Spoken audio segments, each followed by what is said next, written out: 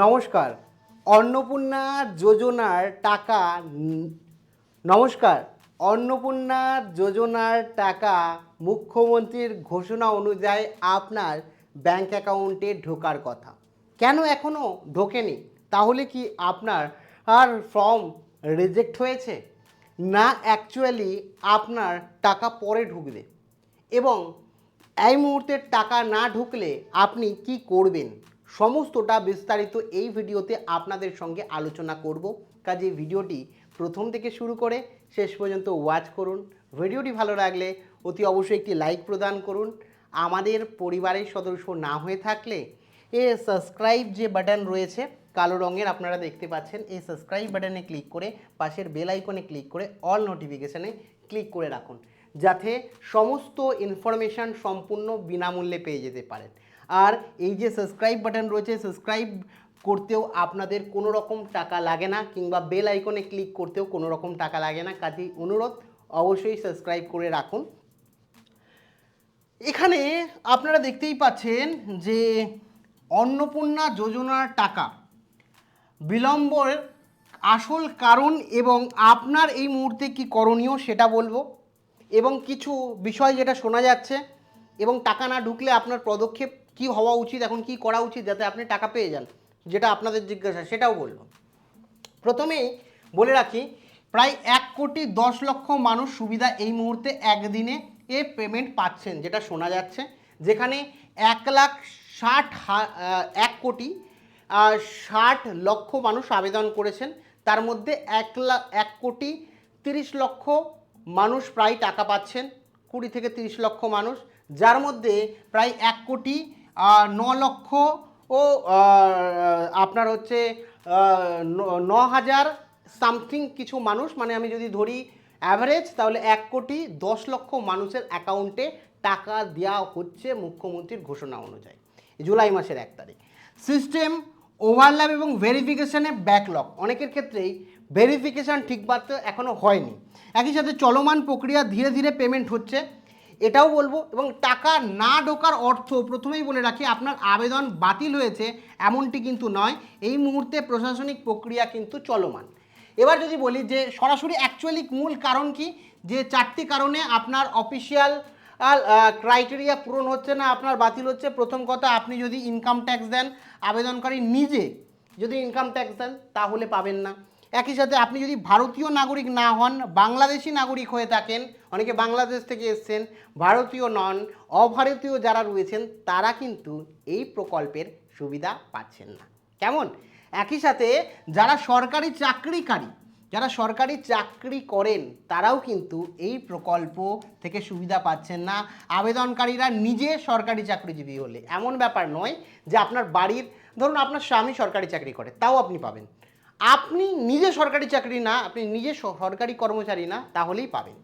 ভুয়া ভোটার, যারা সঠিক ভোটার আইডি দেননি বা ভুয়া ভোটার রয়েছেন, তারাও কিন্তু বাদ যাচ্ছেন। এই 4টি প্রধান কারণ, যেখানে এই 4টের মধ্যে যে কোনো একটা হলেই আপনি বাতিল হবেন। এছাড়াও অন্যান্য বিভিন্ন কারণ রয়েছে, প্যারামিটার রয়েছে, এটা হচ্ছে মেন প্যারামিটার।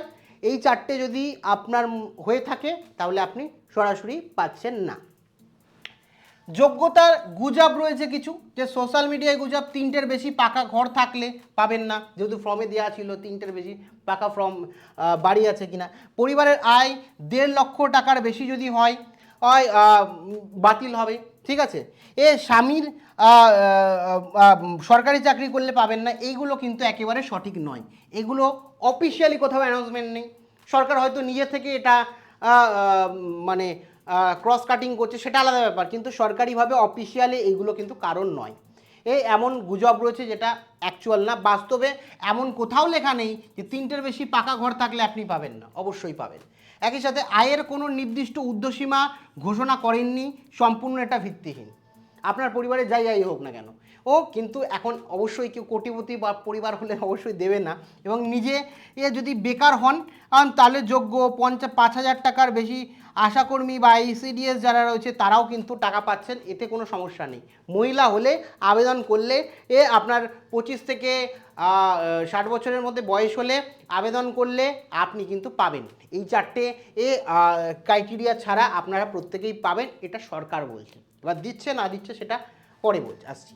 এবার বলে রাখি অনলাইন এবং অফলাইনের প্রক্রিয়া অবশ্যই বলে রাখি। অনলাইনে আবেদন যারা করেছেন তারা কিন্তু আগে টাকা পাচ্ছেন। এই যে যারা টাকা পাচ্ছেন বেশিরভাগ অফলাইনেও করেছেন, দেখবেন অনলাইনেও করেছেন।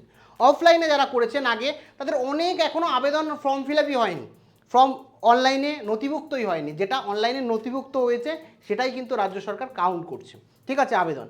এবং কাগজ কলমে যারা পঞ্চায়েত বা পৌরসভায় আবেদন করেছেন তাদের অনেকের ফর্ম ফিল আপ এখনও বাকি আছে, অনলাইনে তোলা তাদের বাকি করছে।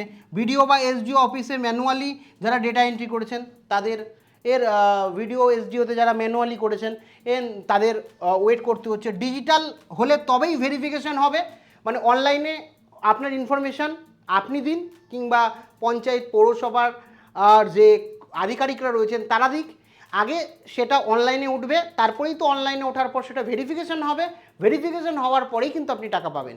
তো এই কারণে অনলাইনে কী হচ্ছে, ডাইরেক্ট আপনি অনলাইনে ফর্ম ফিল আপ করলেই আপনার সমস্ত তথ্য অনলাইনে উঠে যাচ্ছে। এবং স্বয়ংক্রিয় ডিজিটালভাবে সিস্টেম আছে যারা রীতিমতো ভেরিফিকেশন করছে, ভেরিফিকেশন করে সমস্তটা ভিডিও অফিসে তারা একবার চেক করছে ডিটেলস এবং তারপরে দ্রুত ভেরিফিকেশন হয়ে পেমেন্ট হচ্ছে। মানে অনলাইনে যারা অফলাইনে করেছেন এখনও পাননি, আমি বলবো কাইন্ডলি অনলাইনে আপনারা আবেদন করে একবার ফেলুন, ঠিক আছে। এবার বলে রাখি ম্যানুয়াল ভেরিফিকেশন কেন, আর অনলাইনে আবেদন করার যে ভিডিও সেই ভিডিও আমি প্রথম কমেন্টে দিয়ে রাখবো, ঠিক আছে, যারা করেননি করে নেবেন। রেশন কার্ডের কাজ, আজ অন্নপূর্ণা যোজনা, আয়ুষ্মান কার্ড, ভূমি সংস্করণ কার্ড, ঠিক আছে, জনগণের সেন্সাস বা জনগণের প্রস্তুতি, এই সমস্ত কাজ কিন্তু একসাথে চলছে। প্রায় 95% মধ্যে 5% কাজ কিন্তু অন্নপূর্ণা ভান্ডারের ভেরিফিকেশন। তো সেক্ষেত্রে স্লো হচ্ছে, এত কাজ আর এত কিছু একই সাথে নতুন সরকারের কাছে একটা প্রেসারাইজ। তাও সরকার কিন্তু অনবরত চেষ্টা করছে সমস্তটা যথাসময়ে কমপ্লিট করার, এবং সেই অনুযায়ী অনেক মানুষের টাকা ঢুকেছে, যাদের ঢোকেনি তারাও ওয়েট করুন, হয়তো ভেরিফিকেশন হয়নি, হতে পারে আপনার বাতিল হয়েছে। যেমন 27 লাখ মানুষের প্রায় বাতিল হয়েছে যেটা শোনা যাচ্ছে। তো সেই অনুযায়ী 27 লাখের মধ্যে আপনার নাম আছে কিনা সেটাও কিন্তু এখন ডিসাইড করবেন না, কিছুদিন যাক তারপরে আপনি বলবেন। আমি পুরোটা বলছি। এখানে পেন্ডিং স্ট্যাটাস, এখানে টাকা না ঢোকার পেছনের আসল কারণ হতে পারে আপনি প্রথম লটে বিশাল সিস্টেম লোড রয়েছে যেখানে 1 কোটি 1 লক্ষ পেমেন্ট রয়েছে, অফলাইনে ম্যানুয়াল ডেটা এন্ট্রি, অফলাইনে আপনি ফর্ম ফিল আপ করেছেন অনলাইনে ওঠেনি, বা সরকারি কর্মচারীরা অন্যান্য প্রজেক্টের চাপের কারণে এখনও পর্যন্ত আপনার জেলা যে ডিএম অফিস রয়েছে সেখান থেকে ভেরিফিকেশন হয়নি। যার কারণে এই 3টি প্রধান কারণের ফল হচ্ছে আপনার অ্যাপ্লিকেশান আটকে রয়েছে, বাতিল হয়নি, হয়তো এই মুহূর্তে পজ রয়েছে বা কাজ চলছে ধীর গতিতে, কেন এত প্রকল্প রয়েছে, বাস্তবটা আপনাদের বললাম, ঠিক আছে। এবার হচ্ছে ছোটোখাটো ভুল, অনেকের ক্ষেত্রে বানাম ভুল ছিল, সাধারণ ভেরিফিকেশান আটকা যায় না, আগের স্টেপে চলে এসছে। আমি বলেছিলাম আপনার যে স্টেপ ছিল ভেরিফিকেশান থেকে আগের স্টেপে এসে আপনাকে ফোন করা হচ্ছে, সমস্তটা ঠিক করা হচ্ছে, আপনার বাড়ি গিয়ে ভেরিফিকেশান করা হচ্ছে, যাদের ভুল হচ্ছে তাদেরই ভেরিফিকেশান বাড়ি গিয়ে হচ্ছে, প্রত্যেকের নয়। তো সেক্ষেত্রে ঘাবড়ানোর কিছু নেই। যদি দেখা যায় আপনার বড় ভুল, যেমন রেশন কার্ডের নাম্বার ভুল দেওয়া, একই সাথে যেমন বড় ভুল যদি বলি আমরা, যেখানে ধরুন আপনার যে আধার কার্ড আছে, আধার কার্ডের জায়গায় আপনি প্যান কার্ড আপলোড করে দিয়েছেন, বা ভোটার কার্ডের জায়গায় আপনি আধার কার্ড আপলোড করে দিয়েছেন, সেক্ষেত্রে কিন্তু সমস্যা। ঠিকঠাক আধার কার্ড ভোটার কার্ডের নাম্বার দেননি, সেক্ষেত্রে কিন্তু অ্যাপ্লিকেশন বাতিল হতে পারে, এবং সেই জন্য কিন্তু অপশান রয়েছে আপনাদের এডিট করার।